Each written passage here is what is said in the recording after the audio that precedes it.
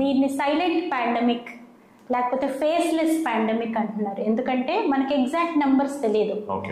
2019లో Lancet study అన్నది ఒకటి బయట పెట్టారు. వాళ్ళు గ్లోబల్గా మొత్తం ప్రపంచవ్యాప్తంగా ఏఎంఆర్ వల్ల డైరెక్ట్గా మరణాలు ఎన్ని జరిగాయి అంటే 12 లక్షల పైన మరణాలు, 13 లక్షల దాకా మరణాలు జరిగాయి డైరెక్ట్ కాజ్గా. ఇండైరెక్ట్ కాజ్ వల్ల ఏఎంఆర్ ఇండైరెక్ట్ కాజ్గా 50 లక్షల దాకా మరణాలు జరిగాయి అని.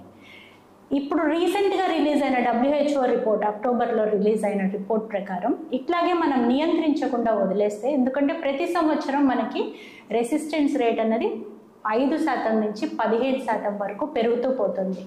అదే సింపుల్ యూరిన్ ఇన్ఫెక్షన్ లాంటివి తీసుకుంటే 30% పెరుగుతుంది ఆ బ్యాక్టీరియాలో రెసిస్టెన్స్ అనేది. అంటే ట్రీట్మెంట్ కష్టం అవుతుంది. ఇలాగే వదిలేస్తే 2050 నాటికి 1 కోటి మరణాలు జరుగుతాయని.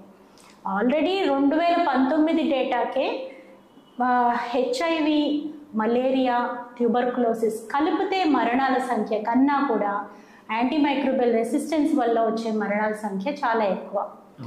ఇవన్నీ చూస్తే అంటే కొంచెం భయం వేస్తుంది, కానీ భయంతో మార్పులు తీసుకురాలేదు సమాజంలో. హాస్పిటల్స్లో ఎట్లా ఇబ్బంది పడుతున్నారు డాక్టర్లు, ట్రీట్మెంట్కి లొంగకపోవడము, డాక్టర్లు ఇబ్బంది పడుతున్నారు, అలాగే పేషెంట్స్ కూడా ఇబ్బంది పడుతున్నారు. లాంగ్ స్టేస్ అంటే ఎక్కువ కాలం హాస్పిటల్లో ఉండాల్సి రావడం.